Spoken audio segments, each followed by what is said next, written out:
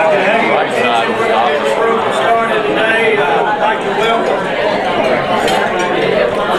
to welcome each of you to our February luncheon, and we're excited today to hear from some of our public safety folks at both the state and local level. Some of you might be wondering, I thought I got rid of that guy.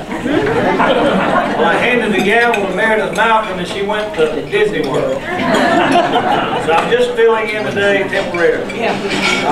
Let's start, if we would, with our invocation. If you would, please bow your head. Lord, we just like to thank you for this day, Lord. Thank you for the rain that you've sent us. Lord, I thank you for each one of the business leaders representing this room, Lord, and the investment they make each day in our community. Lord, I thank you for the public safety professionals that we're going to hear from today, and I thank you for each of the men and women that put themselves in harm's way to serve us each day. Lord, just bless this food to nourishment our bodies and our bodies to thy service. In Jesus Christ's name, amen. Would please stand and join me in the Pledge of Allegiance. I pledge allegiance to the flag of the United States of America and to the republic for which it stands, one nation, under God, indivisible, with liberty and justice for all. Thank you. I'd like to now introduce our chair-elect for 2013, Mr. Al Rilo.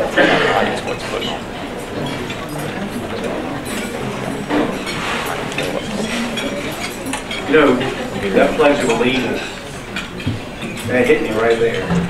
We've got a lot to be thankful for in this country, some of which are sitting with us today. The format today is all about public safety. We've got a state representative as well as several local representatives. I'm going to kind of go through a detailed introduction to Harris Blackwood, the director of the Governor's Office of Highway Safety, and then there's introductions and bios in your handouts that will detail all the local guys. You probably know them anyway. But read the information about them. I'm going to ask, after Harris speaks, that you guys come up in order of the agenda. Okay? All right. Harris Blackwood, Director of the Georgia Governor's Office of Highway Safety. Harris was appointed Director of the Governor's Office of Highway Safety by our Governor Nathan Deal on January 10th, 2011. Prior to his appointment, he served as Senior Advisor to the Governor's Campaign and Communications Director for the inaugural activities. This is the part I like. A seventh-generation Georgian, and more importantly, an Atlanta native who grew up in Social Circle, Walton County, Georgia. It was there as a teenager that he launched his career in communications as a reporter for nearby radio stations and newspapers. His previous experience in state government includes management positions with the Georgia Department of Corrections, the Georgia Peanut Commission, Stone Mountain Memorial Association. His work in the media has earned him numerous honors, including being named 3 times as Georgia's top columnist by the Georgia Press Association. He is a Paul Harris Fellow of Rotary International and is past chairman of the Lanier Technical College Foundation. He's a member of the Georgia Drivers Education Commission and the International Association of Chiefs of Police. Currently serves on the Board of Governors of the National Governors Highway Safety Association. He and his wife Allison have 4 grown children, make their home in Gainesville, where he is a deacon of the First Baptist Church. Harris, come on up, and look forward to hearing your words.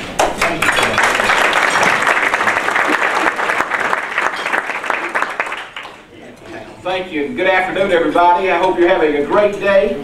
You know, I travel all over the state, and I always begin saying it's a great day to be in Statesboro or Metter or whatever. It's great to be home. I don't get to say that, everybody. It's good to be here.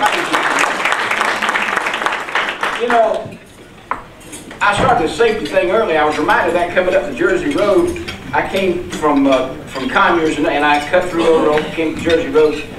Now, I used to conduct defroster tests on my car. There were a lot of roads that were dirt, and if you were out with a young lady, sometimes the windows would get fogged up, and you would have an opportunity to make sure the defroster was working properly. And I was just reminded of that. I think the statute of limitations has passed, or anything might have happened. But anyhow, it is good to be here. I came in by Roy Roberts' place out there, and it reminded me, I will tell you, I don't usually talk about the campaign, but one of the funniest stories that ever happened in the campaign happened, sort of started here one night. Well, we had just gotten started with the campaign, and they had a big thing out at Roy Roberts' place, and we had just gotten our embroidered shirts. I mean, it was early, it was over a year away from the election, and we had these new embroidered shirts. We were rather proud of them. Oh, we came down, we campaigned with a lot of folks here in Walton County, said, oh, we're going to be with you, and you were, thank you. And there were so many people there that they ate all the barbecue. So we didn't get to eat, so we started heading home. Now, the now governor, he's not a big eater, but he likes these buffet places. I don't know what it is. He loves a buffet restaurant. I don't know what it is. I think they closed down one of those fancy restaurants in Buckhead to make it the Golden Corral. But he loves a buffet restaurant. So we pulled in the Golden Corral in Winder. And we were on our way. And anyhow, we had our Deal for Governor shirts on. And we walked in, and he was at the head of the line, and this young lady who's the cashier looked at us, and she said, what is this Deal for Governor? And he says, well, I'm Nathan Deal, and I'm running for governor. And she looked back at him and said, of Winder? I wouldn't take the shirt off right there. It's good to be here, good to be in Walton County. And let me just tell you, the Governor's Office of Highway Safety is all about behavior. We're about babies, belts, and booze. Not together. We want people to put their children in the right safety seat. We want people to buckle up their seat belts, and we want people not to drink and drive. And we are doing a lot of things with law enforcement, and I want to thank the two men sitting to my left here who have been our partners. You know, sometimes you don't hear the good news about your folks, and let me include that the Chief of Social Services who's just getting started in his new role. We congratulate him on that. But I want to tell you, these two fellows right here have done a great job in being our partner in highway safety. We have, about 6 years ago, before I came on board, we started a heat grant here. We've sent about $713,000 to your county to help fund vehicles and salaries and equipment for a heat unit here. And it has been very successful. When we started this 6 years ago, there was a reason for that, because you had an abnormally high number of fatalities for a county this size. And thanks to the good work of your sheriff and your police chiefs and the Georgia State Patrol and others who work in this county, that number has come down, and that's something we can all be proud of. I commend you for that.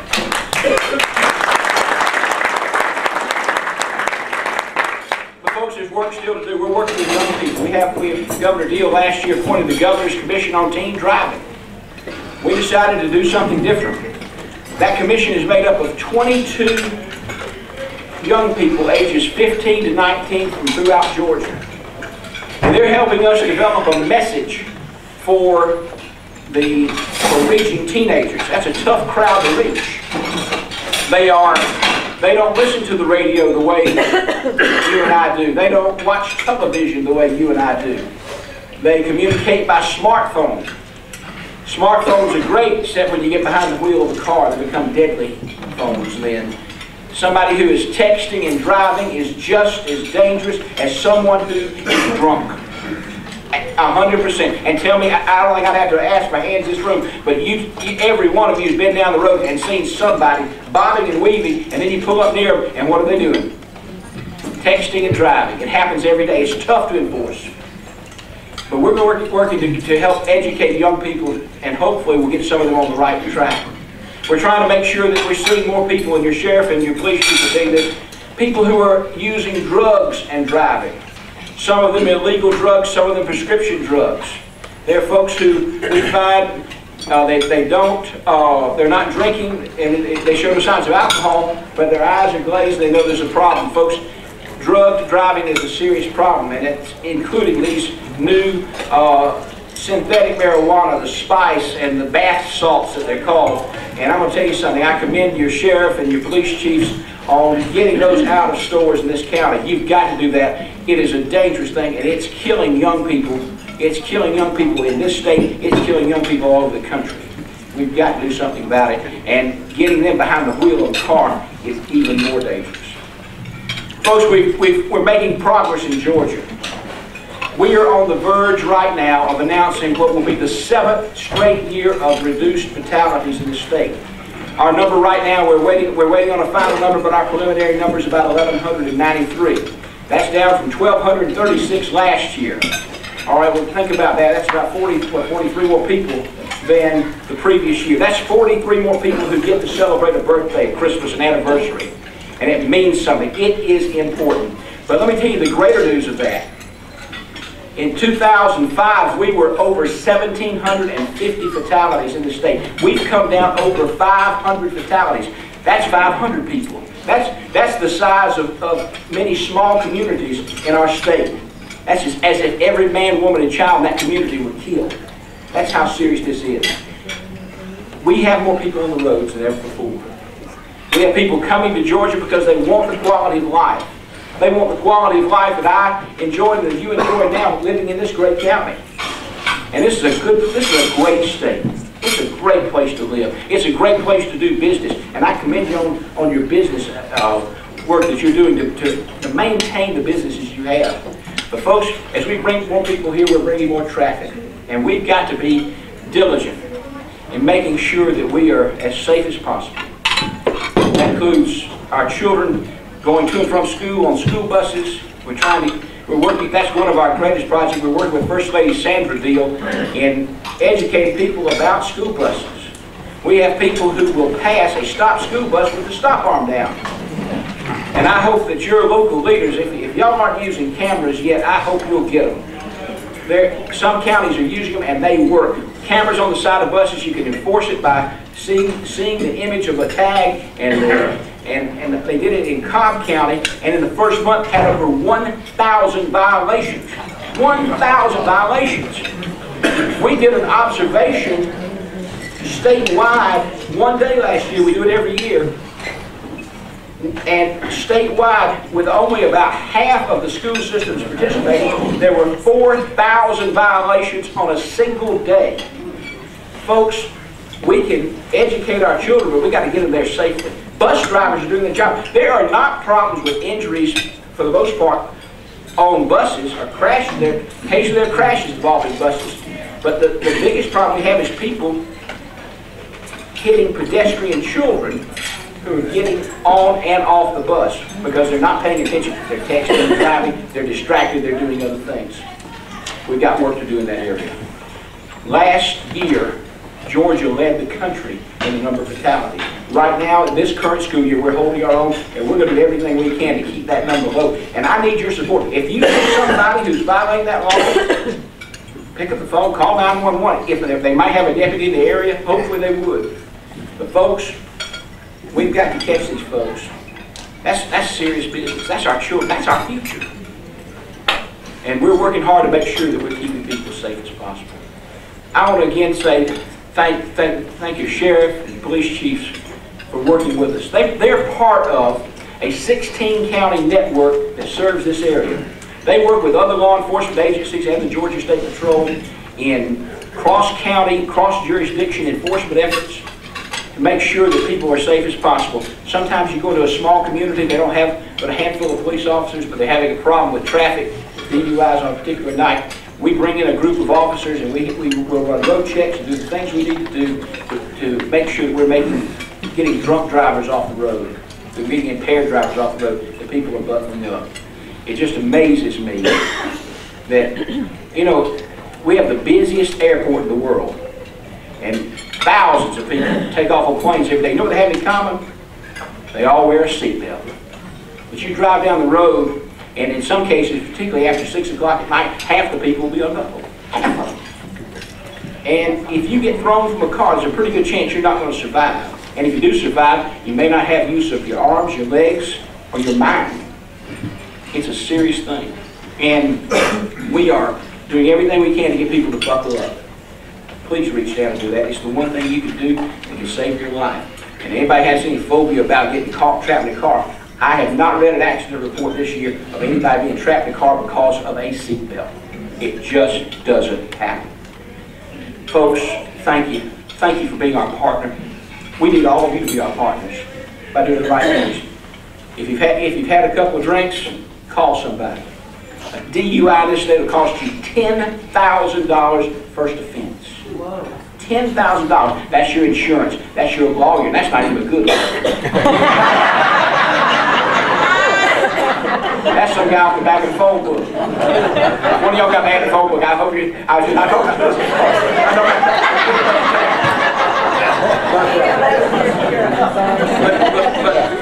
But it's serious. And let me tell you, you can call a cab from New York City and take you home and it'd be cheaper than what it would cost you here.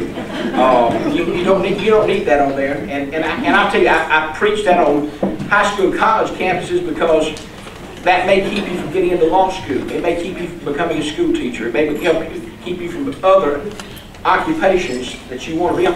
And in this day and time, when you apply for a job, somebody's going to do a background check on you. And if you have somebody with identical education and background, and you have a DUI, and they didn't, guess who gets hired? It happens every day.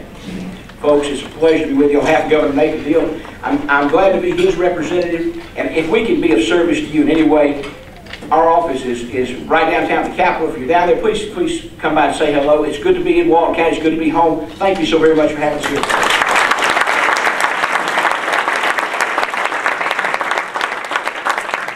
Good afternoon. I look around in this room and all these important people. I feel like a pair of brown shoes in a room full of tuxedos. I'm used to that. I asked Terry what she wanted me to speak about, and she said, tell about the sheriff's office, tell about the current crimes that are happening in the county, gun control, and what else? Safety tips.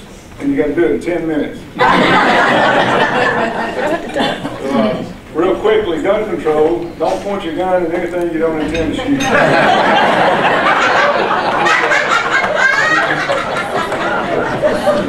I'll tell you real quick about the sheriff's office. We employ 200 people at the sheriff's office. If you add in reserve officers, reserve deputies, and temps, we're about 215, 220. It's a pretty big organization, but I want to tell you, and I got my chairman sitting here, and you don't like me saying this, I don't have enough. I don't have enough to do what I feel like I need to do in the county. Right now, we're just reacting to crime. We're not out preventing it. I wish it could be better, but I understand the economical climate, and we do what we can, but I'm telling you now that I'm always going to provide the very best we can provide to you. Biggest crimes in the county is always property crimes. Someone stealing something from you. That's what we deal with the most, and that and domestics. That's our biggest time we spend in the county. Last year, 2012, the sheriff's office answered 118,000 calls for service. And I'm doing that with about 8 deputies on the road at any given time. Our jail is overcrowded. We're averaging last year 450 inmates for 376 beds. People say, how do you do that? Stick them where you can. But we are looking at expanding the jail, building the jail, and people ask, why do you do that? Well, if we don't, we fall under a federal mandate. All it takes is one lawsuit from an inmate. The federal government comes in, tells us if we're going to build a new jail, we're going to build it this big, and you're going to build it by this time. And the chairman or commissioners or the sheriff or any of you have any say-so in it whatsoever. And you don't get to budget it financially or anything. It's done, and that's it. So we're avoiding that. We try to avoid that. Jail is the biggest liability we have in the county. Imagine 450 people somewhere where they don't want to be, and they act like they're about 10 years old. And at any given time, and some of you, I see some of you in this room that have been to the jail, especially leadership class.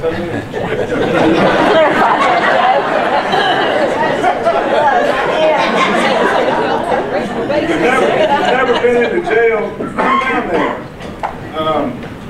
We've got some new commissioners. I don't see them in here. I don't see them, sorry. But I've had some of the new commissioners come down. First place I took them was in that jail. And they got 2 days in each cell block that has to feed about 65 to 70 people. So imagine yourself being in a cell block, you and one other person having to feed, clothe, and medicate that many people. It isn't fun to do, and you don't get paid a whole lot to do it either. But if somebody thinks you like it, raise your hand and say, got plenty for you to do.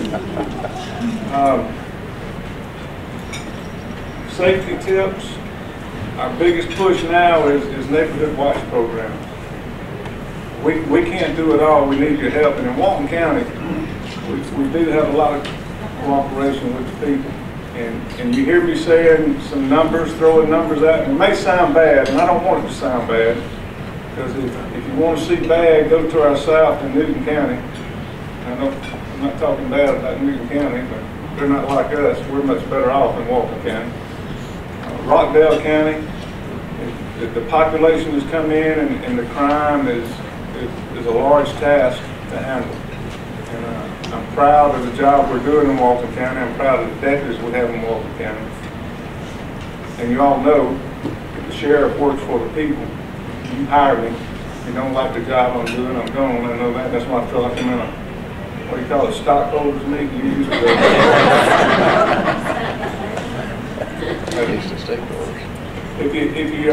Another thing about gun control, if you had your head in the sand the last month or so, we did have a home invasion in Walton County that drew some attention around the nation. Happened to a great family at the wrong time, and I wish it hadn't happened at all. And I had a reporter from the Washington Post came down last week. She was talking to me, and she said, what does that say about your county when something like this happens? I said, well, what it says is that we have some mamas in Walton County that if you threaten their children, they will shoot you.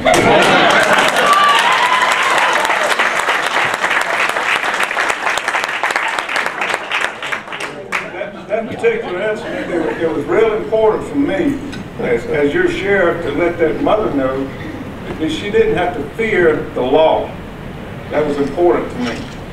One of my investigators told her, ma'am, we need you to come down to the sheriff's office so we take your statement. I said, no, she hadn't done anything wrong. You're going to go in there and sit down on her couch in her living room and take her statement at her leisure when she wants to do it. So that's the way I feel about situations like that. We're not always there to throw you in jail and that kind of thing, but it's important to me that we represent you and do the job that you want us to do. In closing, I know most of you in here, y'all have my cell phone number, but if you don't have it, it's 770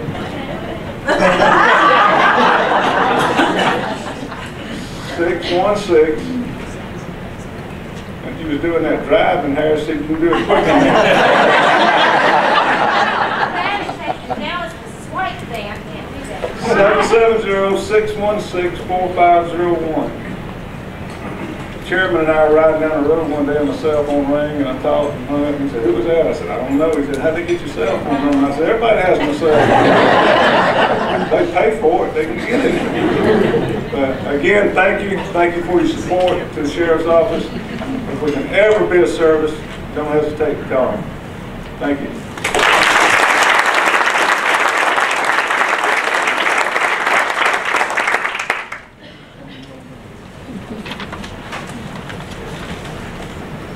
I'm Keith Class, I'm Chief of Police in the city of Monroe, and I don't really know how to follow. Mr. Blackwood, the sheriff, had done a great job. And something else I kind of want to brag on the sheriff about. Somebody asked me about why they didn't go ahead and lock the guy up. I said, well, I don't think the guy was going to go anywhere on the ventilator. And I said, plus, you know, the sheriff is protecting your tax dollar. And so I think that was a good thing that you've done, and I appreciate your a management decision. Monroe, Georgia, we had 42,500 some odd calls for service last year. And that calculates out to about 3.2 something calls per person that lives within our city. That's a pretty high maintenance ratio. We face, the sheriff talks about property crimes, thefts. We talk about cars. Monroe, when you're in good old downtown, it's real easy to think that we are in good old Mayberry, but we just really aren't anymore. And folks will leave the car open and leave the purse there, or leave the key in the car, and then the car gets gone, or the purse gets gone. If somebody can see a valuable in your car, hide it, lock your door.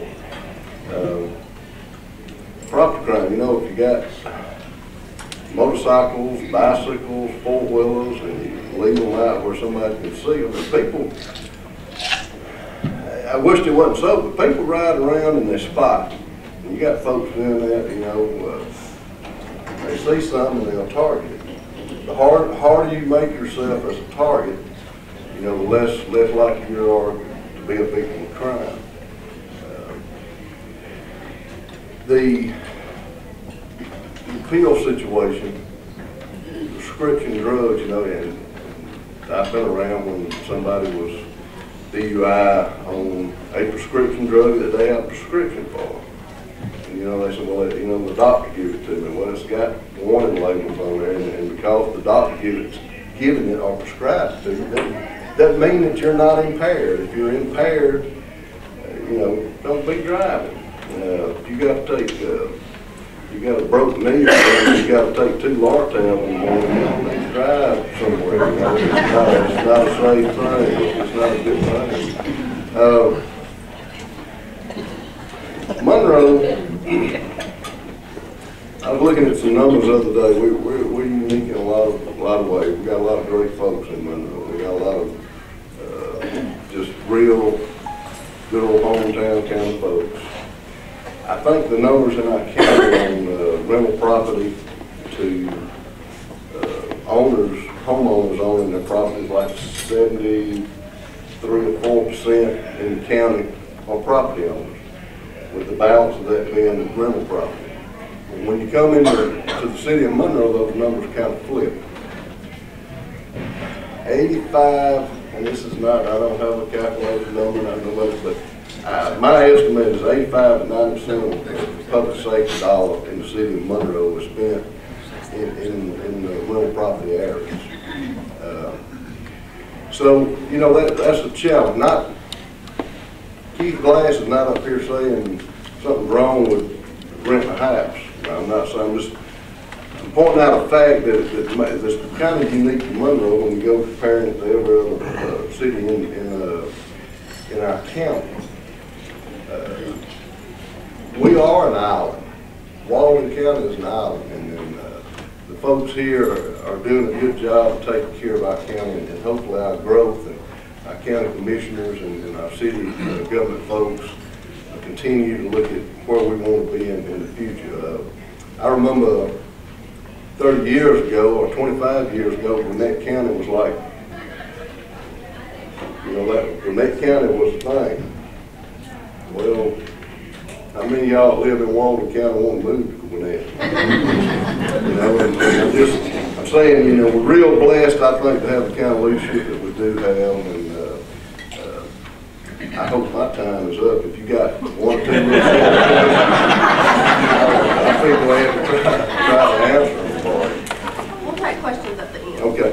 Biggest thing, just safety, be aware of where you at. Gun control has a tight shot group. And caveat the sheriff is, if you do, and we offer some training, but if you go own a firearm, do it responsibly. Go get the training, become familiar with it, know the working parts of it, know what to do if it malfunctions. You owe it to yourself to train yourself, and whoever you're trying to defend, you need to be very familiar with the weapon system, and it is a weapon system. Thank you so very much for letting us be here.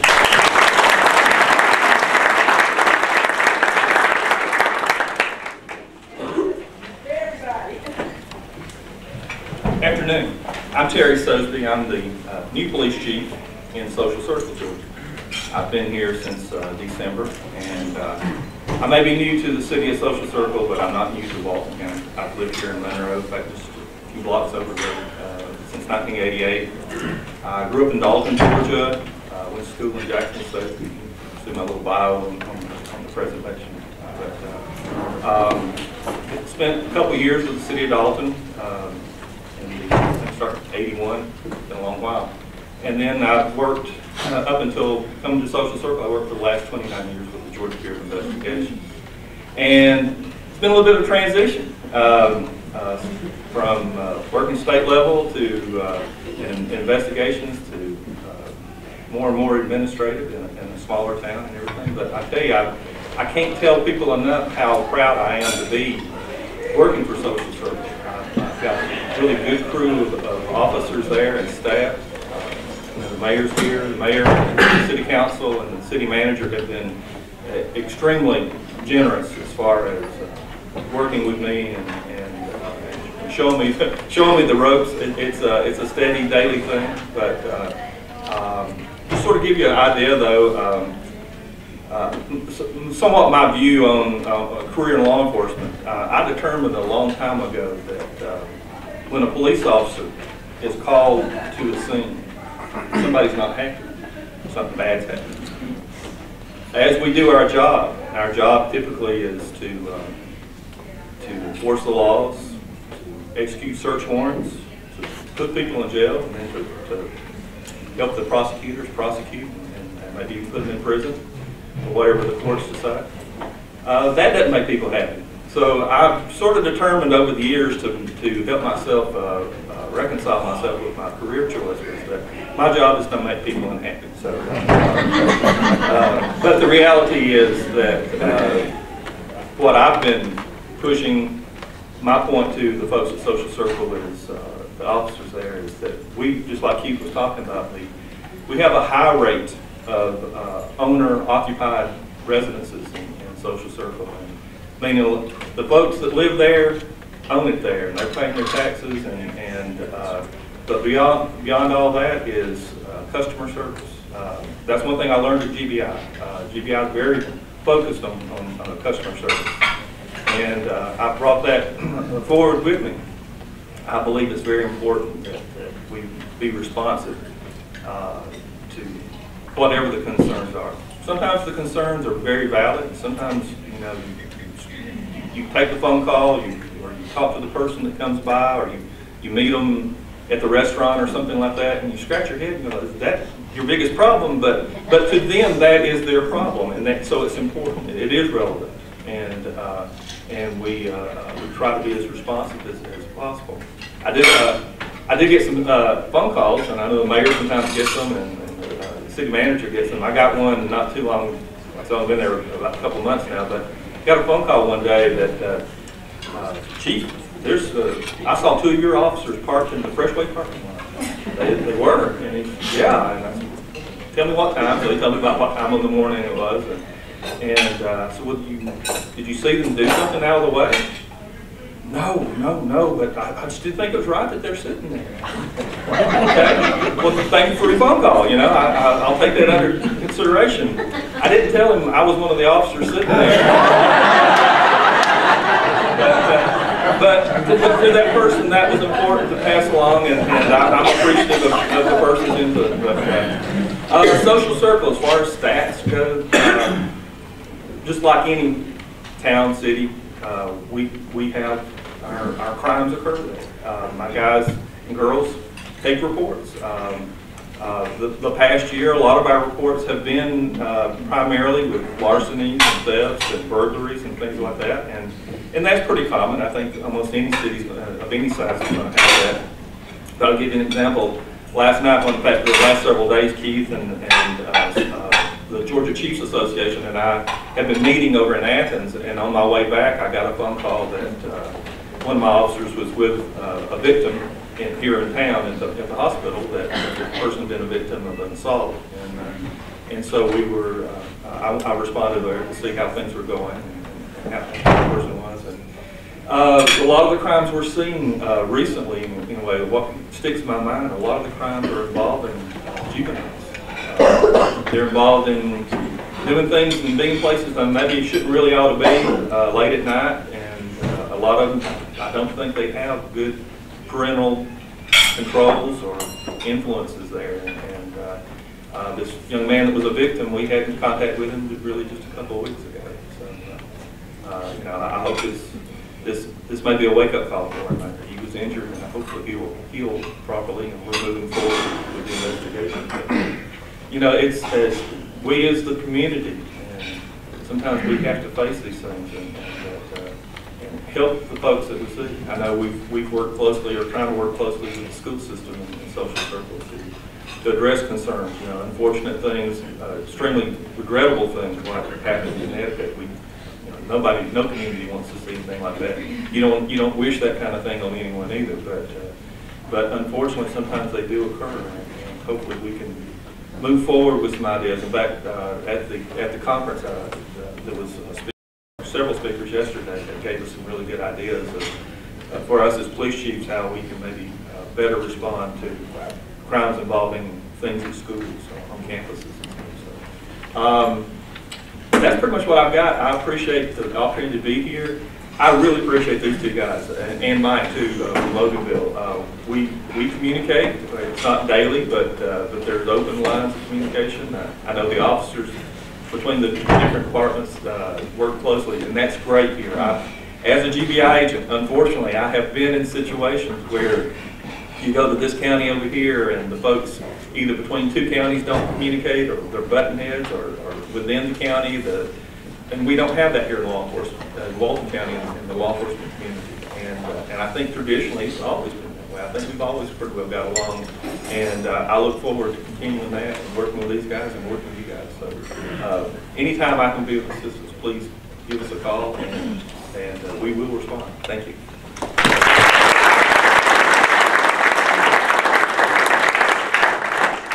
We want to thank these gentlemen. I would like to say that Chief Mike McHugh from Loganville wasn't able to be here due to some training, but we'd like to open the floor up. If any of you have any questions for these gentlemen, we have a few minutes. My question is for the chiefs. Mr. Chief Sosa be mentioning about a juvenile problem that he's having down in social circle.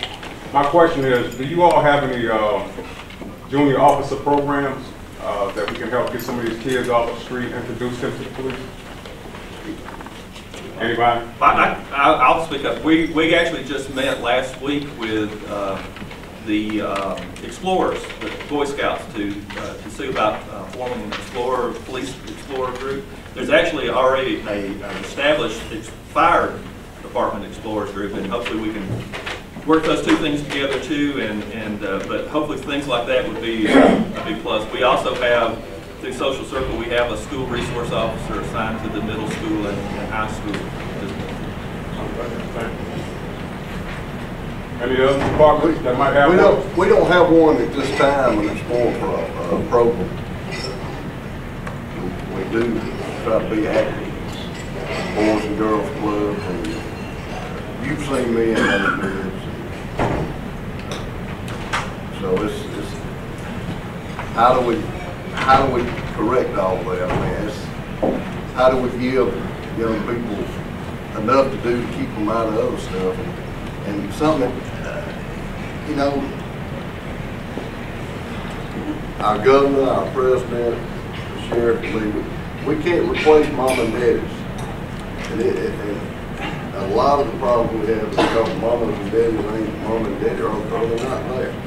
And it's tough. We got a lot of kids that get raised by the street, and the street never loses, folks.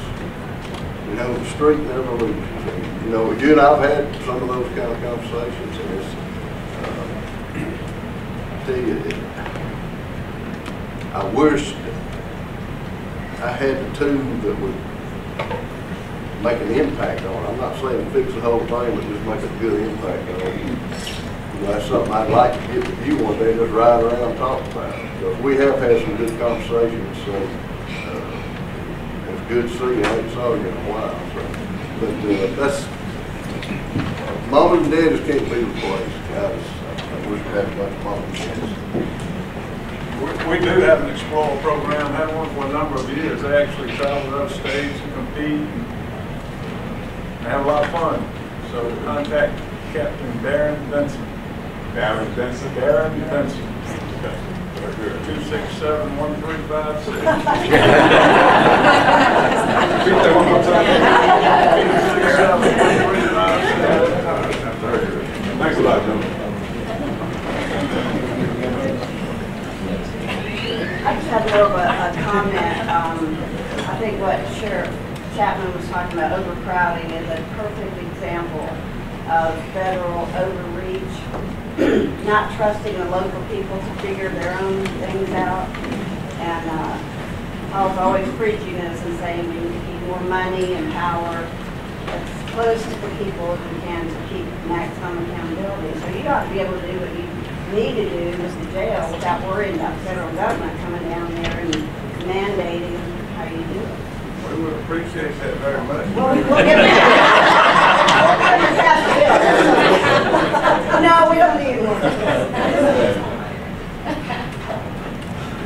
Any other questions? Telephone. First time listener. First time. Yeah, I'd just like to say thank you to these gentlemen. You know, what these guys do, they're the ones running in when we're running out. They experience things that we hope we never have to experience, and they see things that we hope we never have to see, and we thank them for doing that job. Let's give them a